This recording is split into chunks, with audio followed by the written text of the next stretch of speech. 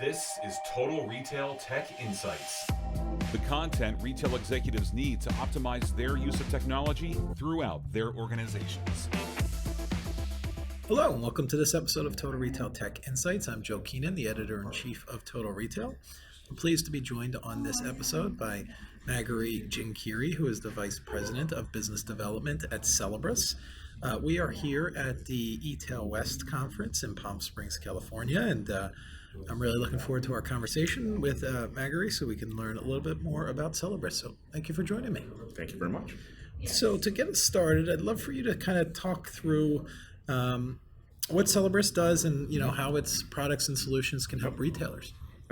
So our goal at Celebrus is to improve the relationships that brands have with their consumers, utilizing better data, right? And we'll talk about sort of what better data means a little bit later, right? But really since the advent of marketing, right? If you go back 70, 80, 90 years, David Ogilvy and all those marketing greats, marketing has always been about the right offer to the right person at the right time.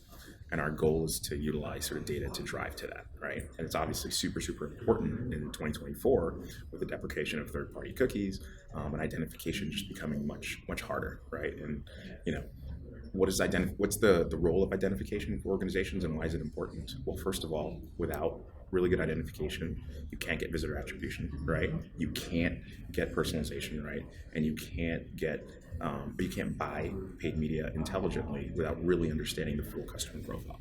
Yeah, so there's obviously impact there in terms of knowing who the customer is and then being able to re-engage them, so lifetime value. Yes. And to your point about attribution, that marketing spend intelligently using your marketing budgets. So many different ramifications of getting that identification right.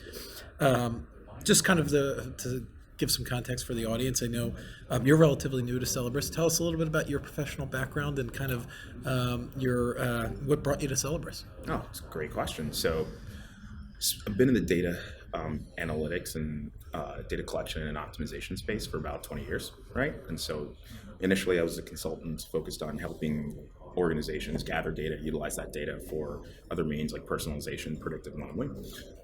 Spent a couple of years on site at Target.com for their remodeling or their replatforming efforts. I was a consultant there managing data collection and the installation of their digital analytics platform. Spent 2 years doing that. It was the largest, e-commerce project at the time. And then kind of got more into sort of account management, business development, selling services, professional service really around kind of digital analytics and optimization, right? Recently sort of gotten into the tech side of the house, right? Co-founded a company a few years ago focused on digital data quality. And then now, back to a platform and an organization that I've known really well for 10 plus years. Probably my favorite analytics platform out there, far better than the Adobe and Google Analytics that I've been used to in my previous history. So I'd love to talk a little bit specifically, you kind of gave a nice overview of the business, but one of your particular products, Celebrus Digital Analytics, tell us a little bit about that product and ways that customers can potentially optimize its use. Yes, but it's probably best for us to start with just how that platform works. So we pride ourselves on being the best digital data capture platform out there, right? Main focus and the reason why sort of organizations come to us, and I've had sort of many calls this week with a customer who has tools like Adobe and Salesforce and others, but really with the deprecation of third-party cookies, they're having issues with identity and digital identity and being able to persist that over time, right? And so our platform and our identifiers are not deprecated as those other platforms are, Adobe and Google.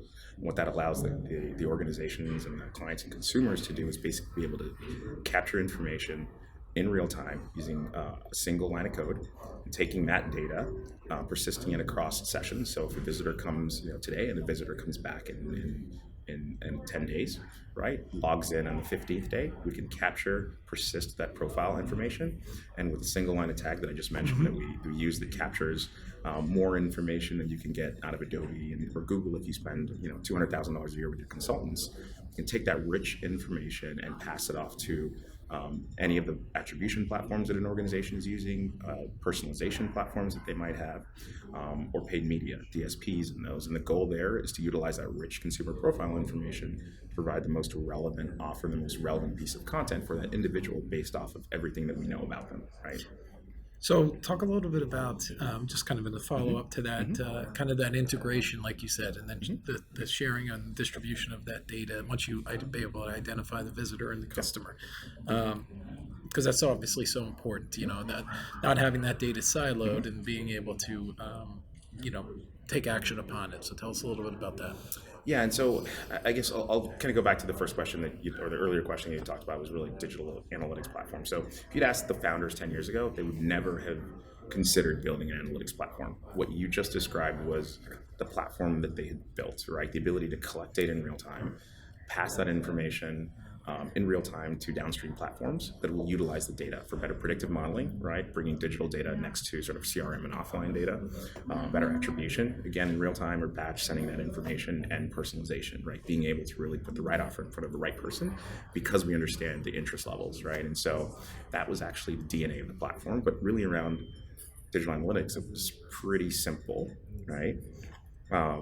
Google rolled out a platform and it's had a lot of issues, right, over the years. And so, in talking to customers and talking to clients and talking to consultants, they just kept complaining over and over again. It was a GA4 rollout for people who've been involved for many years, said it was the worst rollout that they'd ever seen of a platform. It was missing data, missing reporting. A lot of the features they would build out were not backwards compatible. So when they made updates, it broke. And so we thought we could sort of layer the identity we have, the data collection, and the contextual data model that we have that allows us to quickly integrate with downstream systems and build a digital analytics platform that has the exact same look and feel as Google Analytics Universal, which is the Google Analytics that people loved, but even with the same style sheets and color. And then but being able to provide that to the market was something that we thought was really important.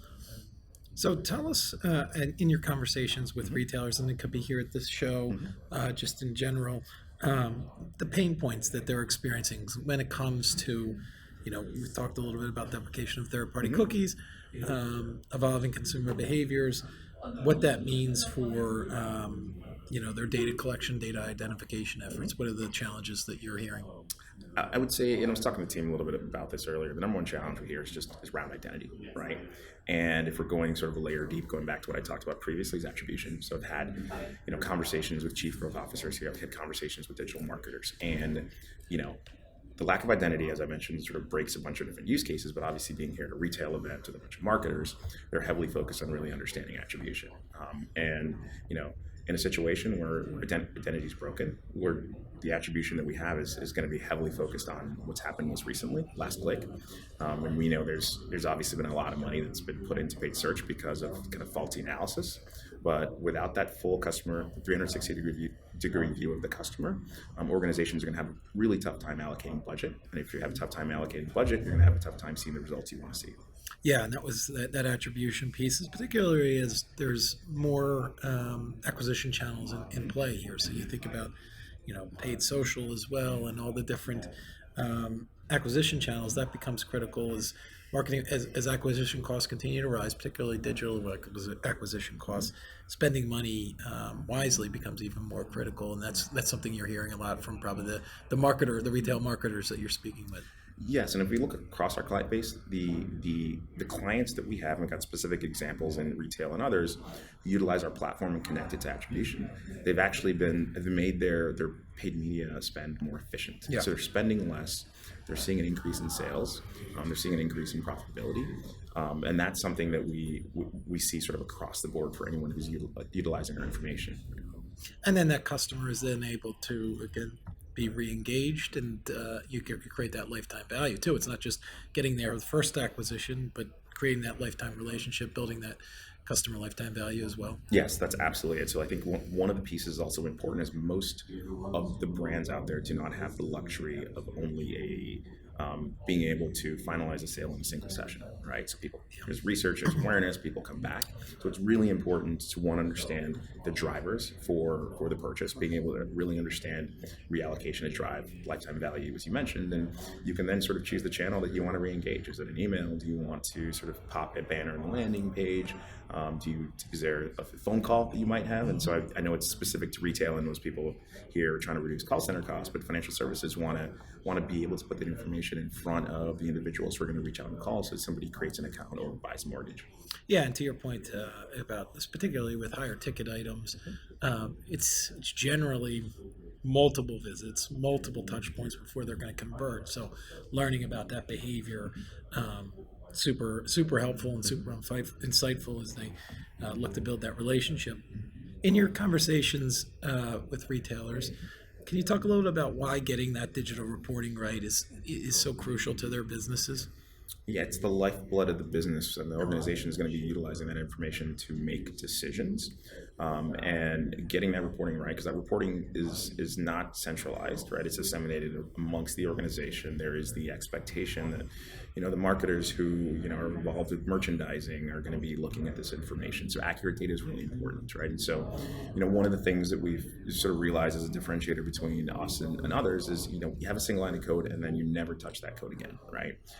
And for the other tools that I've sort of worked with for 15 plus years, there's two issues organizations always have, right? Spend a lot of money on instrumentation and implementation, and that data inevitably breaks, right? JavaScript is relatively brittle. Organizations are trying to be as agile as possible, and moving buttons around and adding new features and building new landing pages, right? And that data inevitably breaks. Kind of with our platform, you're not ever going to hear, we built this new landing page and the data is missing, right? There's no concept of missing data because the data will always be there, and the hundreds of data points that we collect on sort of every page, including scrolls, mouse overs, and form interactions, are all going to be there for you. That's actually a good follow-up in terms of use the example of you've created this new landing page. It's just literally a simple line of code that they're able to drop into that page, then is able to collect and identify. It's that simple. Absolutely, that's simple. So what are retailers, you've talked a little bit about, Maigari, the death of third-party cookies and what that potentially means to the future of retail marketing. What are your thoughts there? And what really actions can they take? What should retailers be thinking about? Because that's coming. Yeah, and so I would say, I think it was interesting. I think we missed the boat with some of our messaging and communication about a year or so ago, because we thought, most organizations would see impending doom and make changes to the way they're actually collecting first-party data, and that's not been the case. But, obviously with what's going on with the browsers actually following through with it, we're actually now starting to see organizations, moving quickly and just being really panicked about what they want to do. And so it's historically, you didn't really have to worry about accuracy for first-party cookies. You didn't have to worry about accuracy for first-party data, right? You could have a really bad digital data and then just go buy third-party data to buy media and build your sort of ad profile. But in this day and age, without the ability of really buying semi-accurate third-party cookies, there's nothing you can really do. And how about, as you think about, because it's paramount to the privacy, consumer privacy, and thinking about protecting that. Retailers, obviously, they want to have their relationship, but they also want to respect their customers' privacy. Tell us a little bit about how that factors into the identification process and what you think about that at Celebrus. Yeah, so obviously it makes it a lot harder, right? I had a conversation earlier with a gentleman, and from their perspective, there's a banner, they pop a banner, and they're collecting information, and then if you click no, then you're not going to be collecting any information. That's not really GDPR compliant. So what's coming in the future is you're not supposed to collect information until somebody clicks accept. So one of the things we've thought about, and from our perspective, where we're trying to think about what you want to do if somebody says no, and the organization is GDPR compliant, so we built this platform called CX Vault. What CX Vault does is it captures no data, no information, but uses machine learning from information we've collected about previous visitors, and then allows an organization to actually deliver personalization without sending any information to us. It's all contextual and in the browser. So we think we have a pretty good solution for at least intelligently changing content that you see on a web page if somebody does not allow you to collect information and data. Similar to what you would expect or see with a lookalike audience, where I'm reaching out and targeting this specific segment because consumers have shown similar behavior. That's exactly it. So you've come to this page, and previously we've seen people have some sort of behavior that we can model off of, and then we can push the right content to that person. And that could be their source of traffic, what they, could be search, could be, Absolutely. Well, I want to take the opportunity to thank Maigari Jinkiri, who is the Vice President of Business Development at Celebrus, for joining us on this episode of Total Retail Tech Insights. Thank you, Maigari. Thank you very much for having me. Appreciate it. Thanks for listening. For more information on this podcast, please check out our podcast channel page at mytotalretail.com/podcasts for show notes. Total Retail Tech Insights is available on Apple Podcasts, Google Podcasts, Stitcher, and Spotify.